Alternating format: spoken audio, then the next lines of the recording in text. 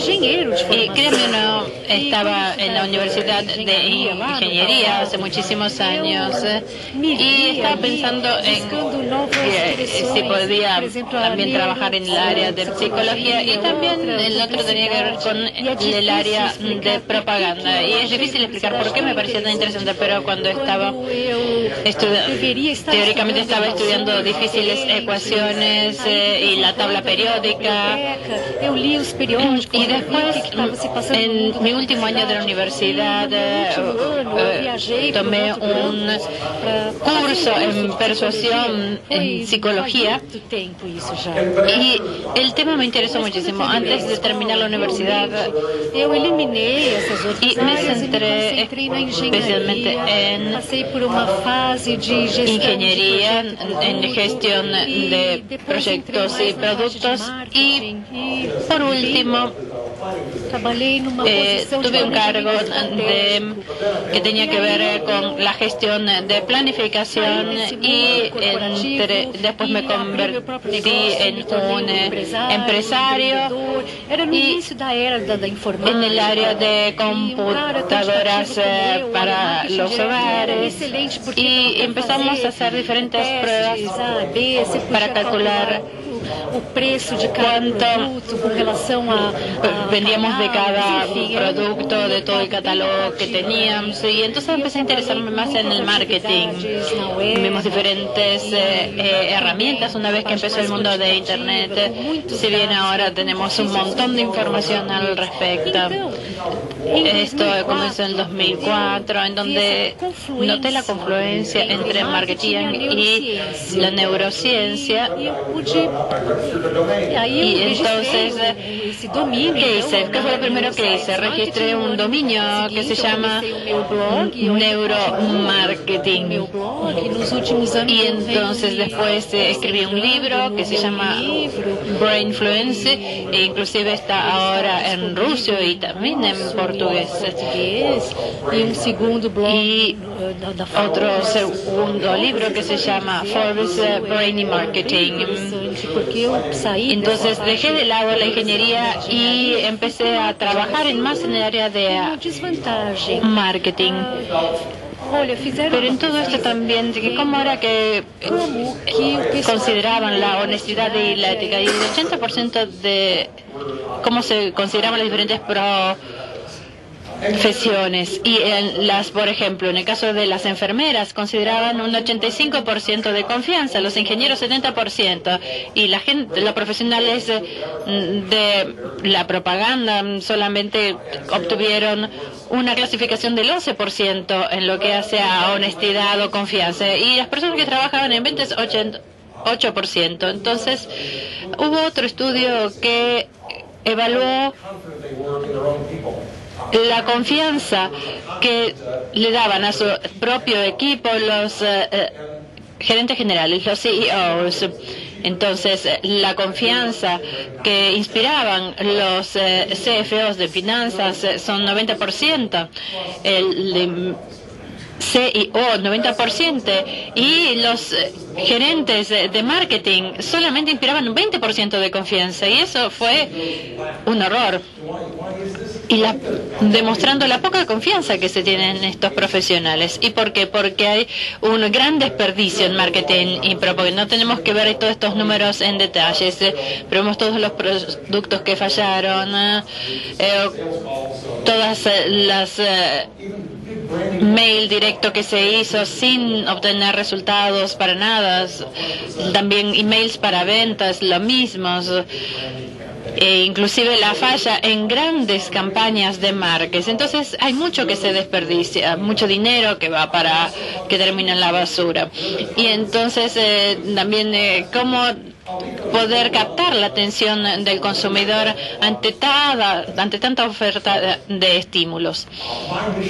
Entonces mi misión aquí en la vida, y también quizás ahora, es poder reducir todo el desperdicio de marketing, aunque sea un poquito. Esto ya implicaría un gran avance, y llevar al neuromarketing al 99% de confianza. Ni todo el mundo puede tener la capacidad de pagar a hacer estudios con imágenes electromagnéticas. Entonces, lo que intento hacer es obtener información de la investigación en estudios de mercados y poder volcar todo esto en poder dar consultoría para empresas sobre qué hacer. Dentro de mi libro he colocado muchísimos estudios que tienen que ver con el comportamiento de los consumidores, cómo responden ante diferentes situaciones, y podemos aplicar toda este bagaje de información en los negocios. Son como pequeños empujoncitos dentro del neuromarketing.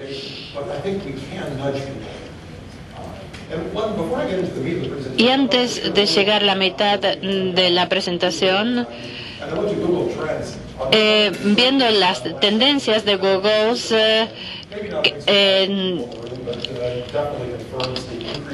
esto muestra cómo ha crecido esta área en Internet del 2006 al 2013. En Estados Unidos no es más los puntos que más lo utilizan. Los lugares donde más se tiene interés en este momento es en América Latina y también en algunos países del este europeo. Muchos de estos países se hablan en español, inclusive, no inglés. Y esto también nos cuenta sobre en dónde está creciendo el interés de neuromarketing.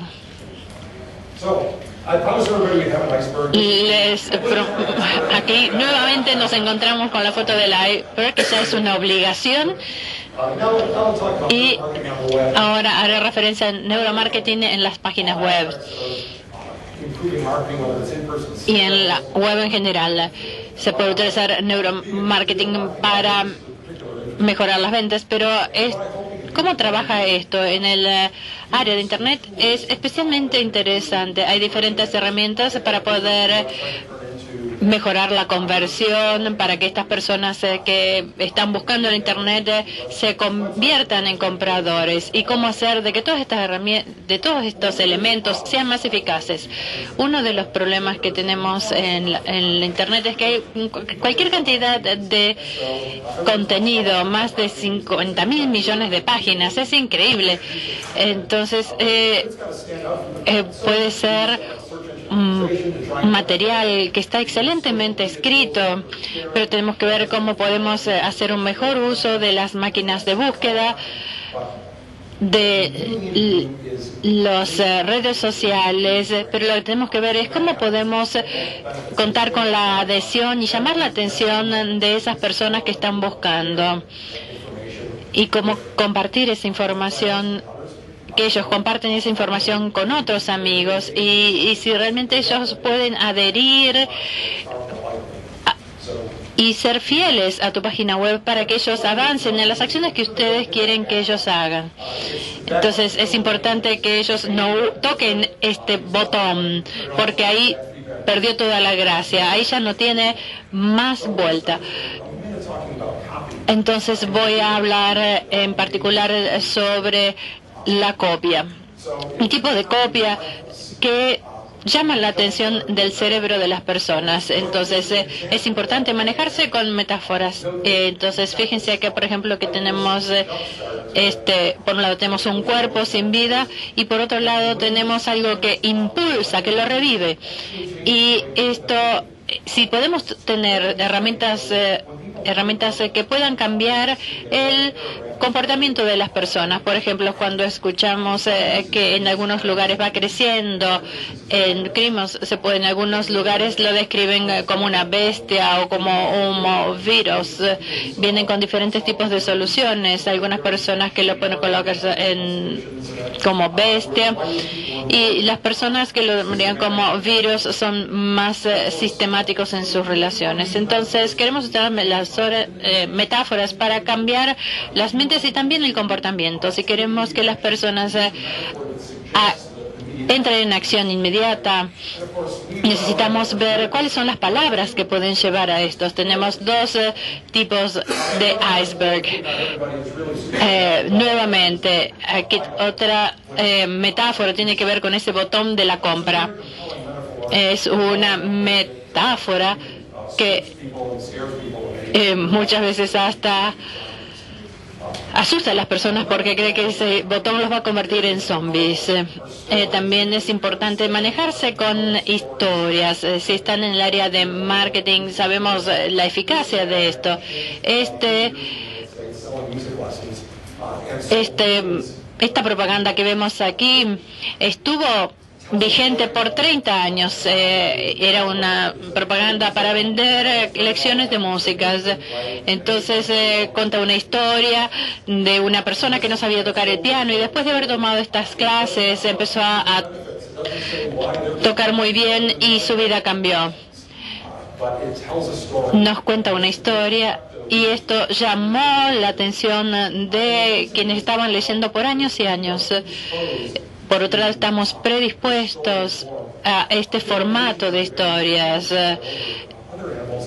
Una ventaja de los hermanos que se pueden comunicar entre ellos, le podemos comunicar dónde está la comida y podemos aprender por experiencia que no tenés que comer demasiados uvas porque si no te vas a descomponer.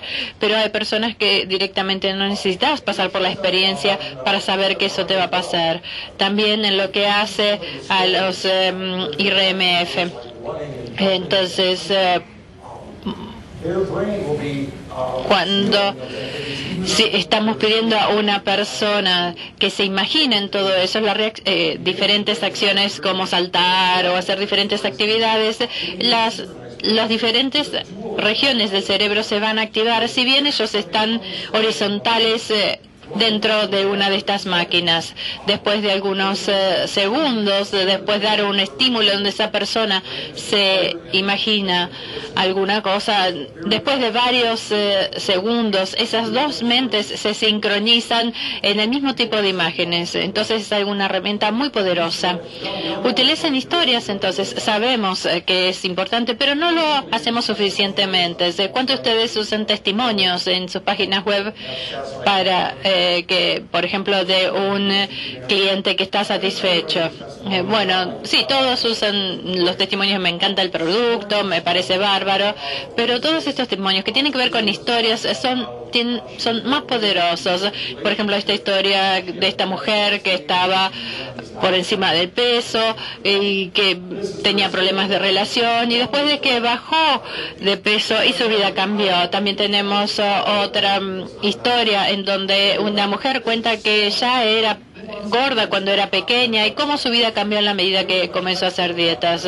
Esta es una historia más larga, pero como es una historia, las personas se interesan y van hasta el final. Entonces, y hay un enlace también para poder leer más historias. Estas páginas web colocan muchísimas historias, un montón. Entonces, si quieren que sus testimonios sean más poderosos, colóquenlo en formato de historias. Adjetivos.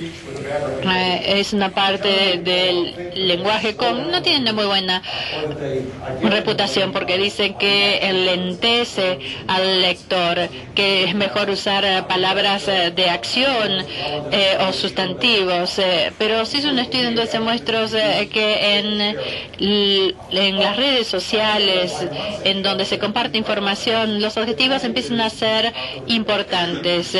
Inclusive en la casa en los restaurantes, si tienen un adjetivo que dice bueno, aumenta automáticamente el 27% de sus ventas.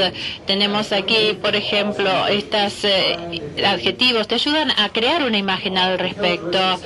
Por ejemplo, las características de adjetivos son vívidos, involucran a los sentidos, son emotivos o llaman a la nostalgia, son específicos y tienen marca. Y si van en Estados Unidos, si van a un restaurante, pueden ser que se encuentren con Jack Daniels, que es una famosa salsa para churrascos. Y en los lugares donde usted dice que se usa esa salsa para churrascos, automáticamente venden más. Todo esto son adjetivos que son eficaces. Y también otro de los artilugios que se puede usar es si tiene un mal día, por ejemplo, hay algunos adjetivos que hay que evitar. Por ejemplo, malo. Para el cerebro de las personas es diferente usar malo que duro o difícil. Entonces, porque duro o rough, que da la imagen de una superficie que es rugosa y funciona mejor. Acá tenemos diferentes adjetivos como puntiagudo, pulido, brillante, pesado. Nos ayudan a poder tener imágenes más vívidas, por ejemplo, que fue un viaje sin problemas, etcétera. Entonces es importante utilizar metáforas, pero que también tengan una caracterización que los conecte con los sentidos. Por ejemplo, tenemos aquí, queremos convencer al presidente Obama que la mejor cerveza que él puede tomar es Heineken. Lo que invocaríamos es algo que llamamos el efecto doppelganger. Es un efecto que muestra que cuando las personas se ven a sí mismos, en el caso de una experiencia tomando una marca en particular de bebida, inclusive en una situación que es una representación, aunque realmente nunca sucedió, después de ver esto se demuestra una preferencia por la imagen en la cual ellos mismos se vieron como tomando esa bebida. Esto lo llamo una personalización social. Me llamó la atención, por ejemplo, en una propaganda con mi propia figura. Y entonces, ¿qué quiere decir esto? Fue muy interesante porque me mostró, imagínate a vos mismos en este tipo de trabajo, y trabajando por esta empresa, Dunnhumby, y si bien no conozco esta empresa, realmente me llamó la atención que ellos hubieran hecho todo un análisis de mi perfil y de las palabras claves que uso, y esto realmente yo me vi muy satisfecho al ver todo esto y me llamó la atención. Entonces seguramente es muy interesante hacer este tipo de cosas en sus estrategias. Acá tenemos en Estados Unidos, es bastante interesante ver que hay miles de universidades y muchos de ellos tienen que hacer un marketing agresivo para tener más cantidad de estudiantes. Aquí a una de las universidades le piden que se registren a los alumnos en Facebook, y una vez que entran personalizan toda la página web. Ellos, en vez, fíjense, aquí aparece mi imagen en diferentes lugares del campus, etcétera. Y a medida que voy avanzando en esta página web, me voy encontrando con otras sorpresas. Por ejemplo, en el texto aparece el nombre de la ciudad donde nací, inclusive de la escuela secundaria donde fui, y entonces vemos aquí diferentes modos de aplicar este efecto Dunnhumby. Inclusive crearon una tarjeta de presentación con mi foto como alumno de esa universidad, para que yo inclusive me imagine mejor siendo parte de todo ese ambiente. Aquí tenemos un video de Playboy, y para llamar la atención, ella está intentando localizarme y me está buscando en la ciudad donde vivo. Aquí estaba, sabía que sabía que me llamaba Roger, y entonces colocaba diferentes posibles apellidos. Y quizás esta es la herramienta más poderosa de marketing, y también es muy interesante. Si algunos de ustedes ya vieron quizás una página de Facebook que dice take this lollipop, que toma este chupetín, en donde te toman su imagen y hacen un video con vos mismos en donde donde se ve que uno mismo está involucrado en una situación. Entonces hay oportunidades únicas para colocar a sus propios clientes en la propaganda. Llamar la atención, todos están mirando a la cara de este bebé porque nosotros estamos conectados a estas caritas de bebés. Yo tuve que coloqué aquí el scan del cerebro, pero la parte de arriba nos muestra dónde estas caritas de niños está siendo procesada.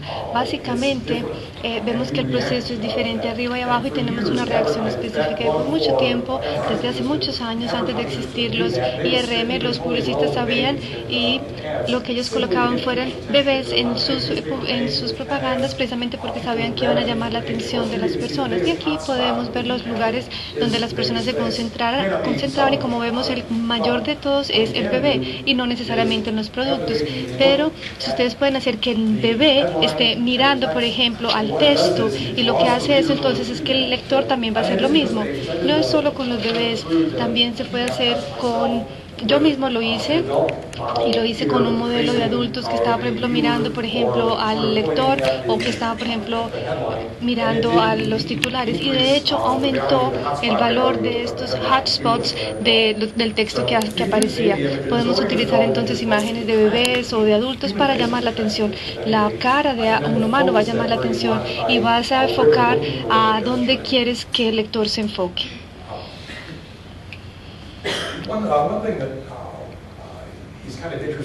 Una cosa interesante es que si nosotros nos sentimos que no nos han tratado bien, nosotros trataremos de vengarnos entonces. Y probablemente muchos de ustedes han utilizado las redes sociales, y cuando alguien está bravo va a colocar allá información contra la persona que causó el problema, obviamente. Y lo que es interesante es una investigación que se hizo y que estaban tratando de ver de qué forma esta rudeza está activando esta venganza. Personas iban, por ejemplo, a un café y nosotros estábamos pagándoles dineros como $5 o alguna cosa para responder a ciertas preguntas, y en este caso le pagaron unos dolaritos a más y hicieron un experimento interesante y le dice: yo no tuve tiempo de contar el dinero, mira a ver si tú lo puedes contar. Y muchas veces las personas regresaron el dinero extra que recibieron. Pero si el experimento, en otro experimento, hicimos otro experimento en el que se hizo un experimento con una persona pretendiendo que estaba hablando con el celular con alguien, y las personas pensaron: bueno, no voy a devolver el dinero en esta ocasión. La mejor parte del estudio es que este efecto de rudeza puede ser cancelado completamente con algo muy simple. Ellos hicieron la llamada que interrumpió la conversación, y luego, inmediatamente después, la persona que estaba haciendo el experimento dice: oh, discúlpame, pero yo no debería haber atendido esa llamada cuando estaba hablando contigo. Entonces estas disculpas realmente tienen un efecto, especialmente en las redes sociales, donde es importante decirle a las personas que tú estás preocupado, aunque no puedas solucionar el problema. La persona que estaba haciendo el experimento no necesariamente pudo haber hecho algo diferente, pero lo que hizo fue simplemente pedir disculpas, y esto tuvo un efecto. Aquí tenemos un estudio para una compañía aérea muy importante, y aquí tenemos algunas de las palabras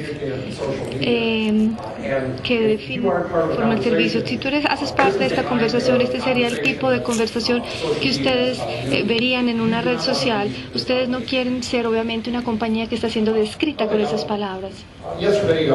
Ayer escuchamos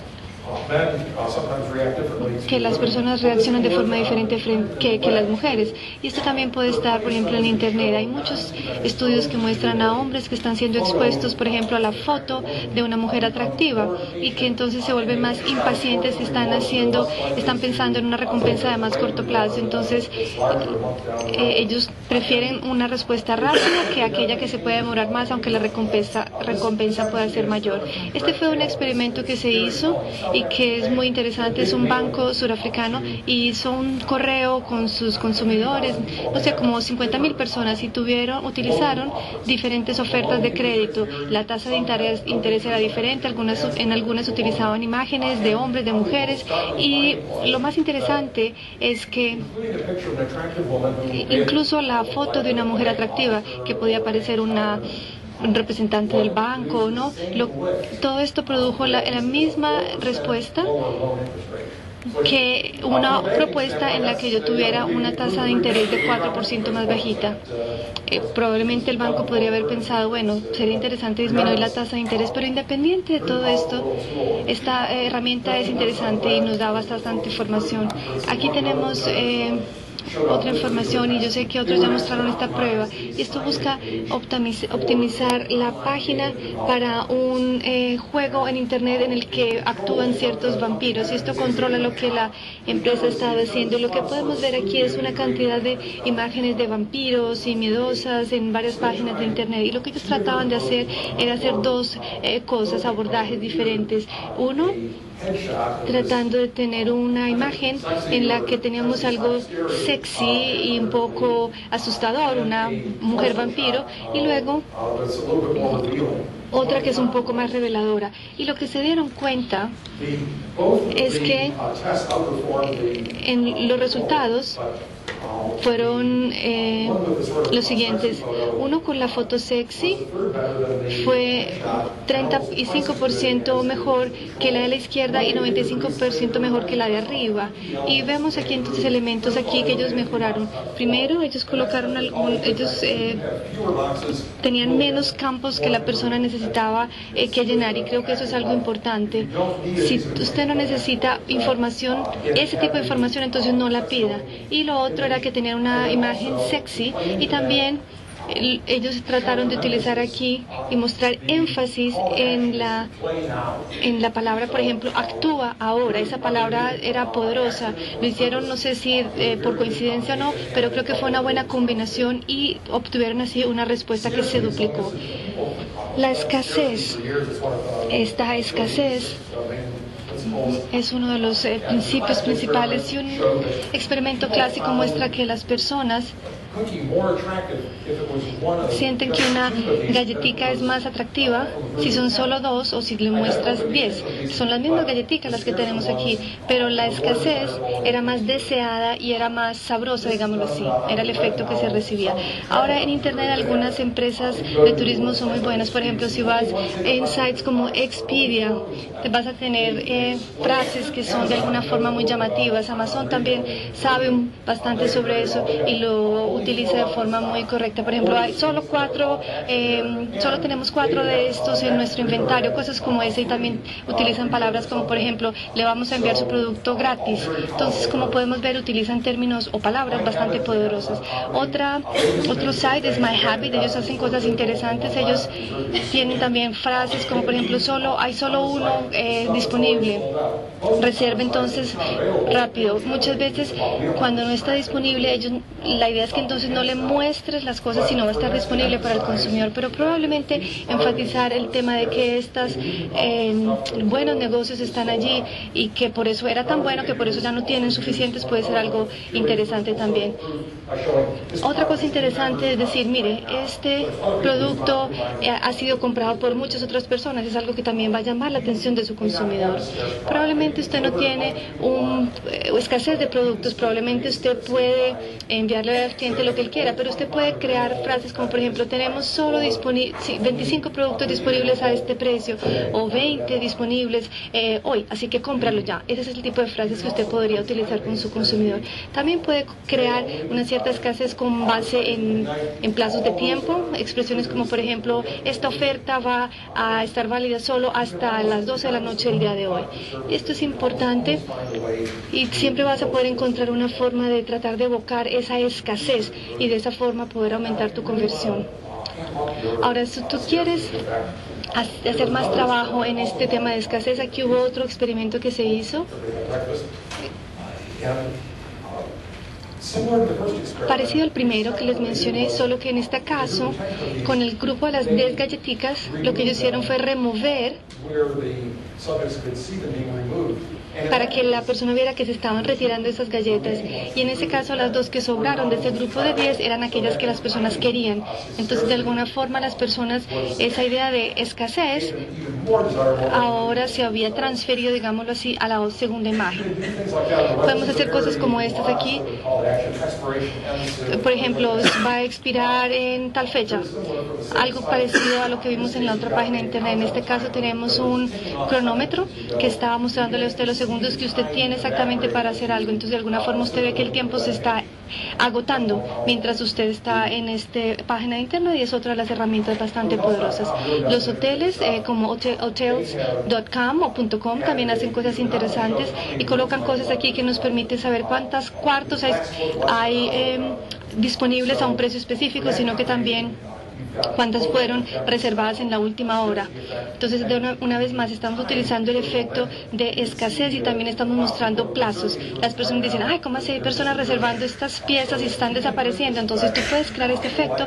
De alguna forma, tú vas incluso a aumentar el efecto de escasez y de conversión.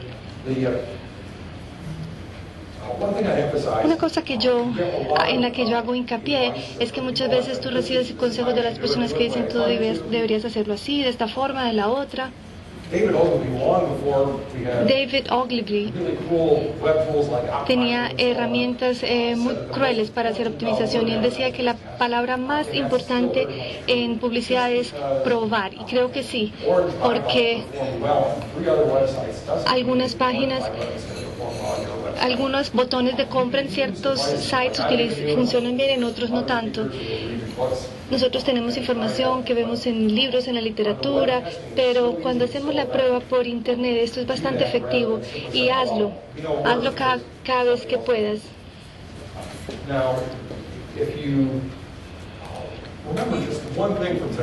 Si ustedes pudieran aprender algo hoy,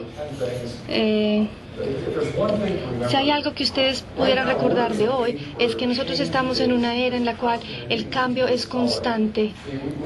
Nosotros vemos cómo las comunicaciones están cambiando, es una locura total. Los medios de comunicación son completamente diferentes hoy en día. Las personas utilizan diferentes pantallas de forma simultánea, es decir, todo está cambiando, y vemos cómo hay una cantidad de tendencias como ser móvil.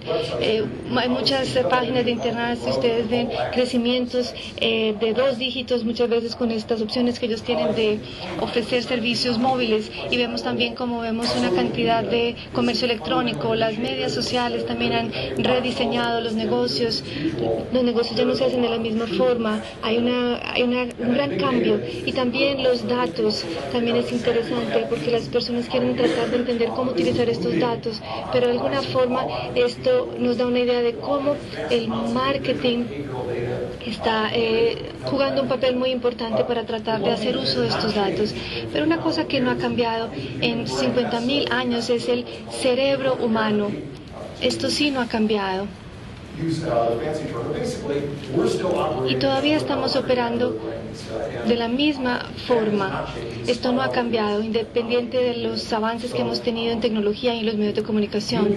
Ustedes serán éxitos si ustedes pueden trabajar con el cerebro de sus clientes y conectarse con ellos en lugar de hacer algo contra ellos. Aquí son algunos recursos gratuitos que pueden encontrar, como Neuromarketing, Forbes y otros tantos. Toda esta información son recursos gratuitos, y yo puedo cargar esta información también para que ustedes puedan accesarle más tarde. Ustedes tienen muchas opciones, incluso si quieren una copia también de esta presentación, yo se las puedo entregar. De cualquier manera, sepan que pueden contar con una copia de esto. Bueno, ahora entonces creo que podemos pasar a la parte de las preguntas.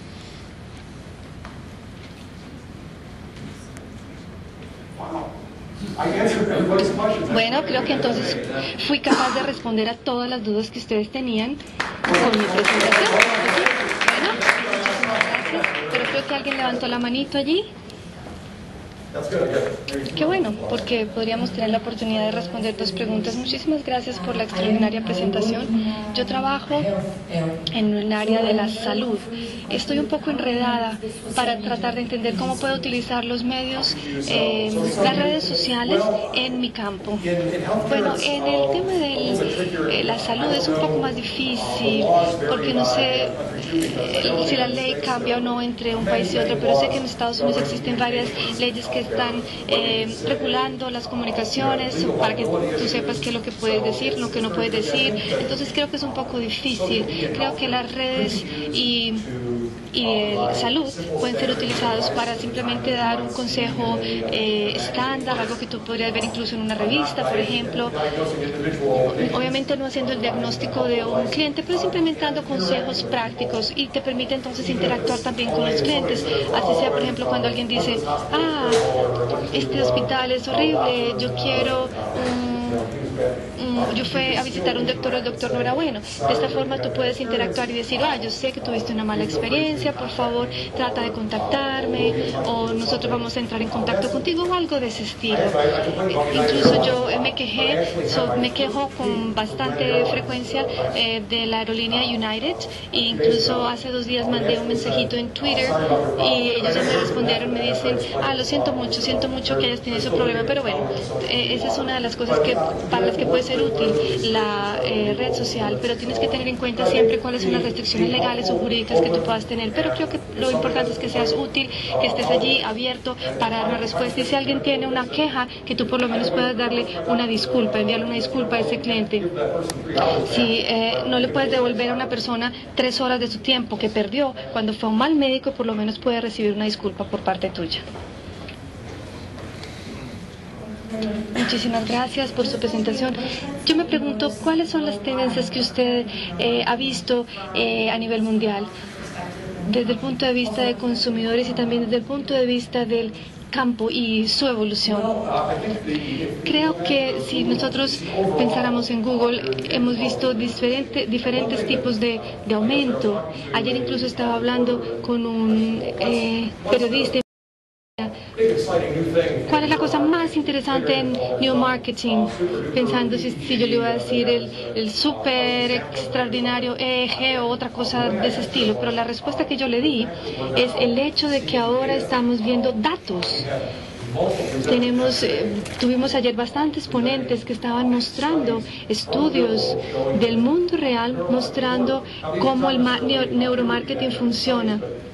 Muchos estudios obviamente, pero hace 1 año nosotros no teníamos ese tipo de información. Entonces para mí ese es el factor más importante, y es esto lo que va a motivar el crecimiento de la industria. Si nosotros podemos aumentar la credibilidad de todo esto, porque nosotros no podemos simplemente decir, esta es la receta mágica. No, ahora le estamos diciendo funciona para este cliente o para el otro, y tenemos incluso los datos también públicos allí, y las personas pueden verlo, y no es una cosa que esté restricta a ciertos clientes solamente, es algo que está público y a disposición de quien quiera verlo. La última pregunta para quien quiera arriesgarse.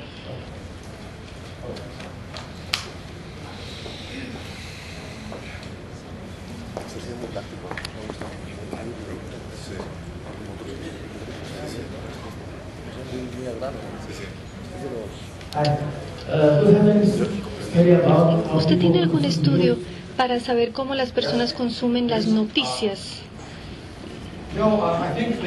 ¿De qué forma las personas consumen noticias?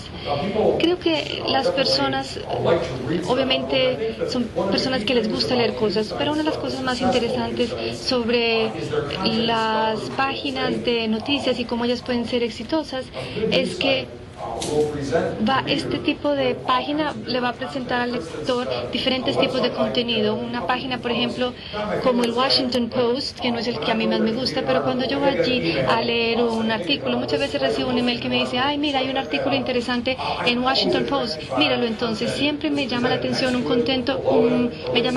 contenido que está cerca o en la mitad. Para mí esto es algo interesante, porque de alguna forma ustedes pueden tener al cliente interesado por ver el contenido que tú le estás proponiendo.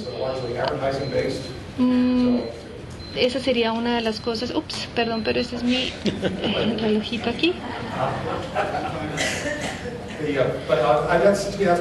Pero creo que una de las cosas interesantes es sobre estas páginas de internet. Forbes, por ejemplo, yo estoy tratando de que ellos mejoren el contenido, el descubrimiento de su contenido, porque muchas veces presentan algunos artículos del mismo autor o de alguna forma un artículo que está relacionado con lo que tú acabas de leer, y tú lo que tienes que hacer es entonces presionar el botón para continuar leyendo material que esté relacionado con lo que acabas de leer.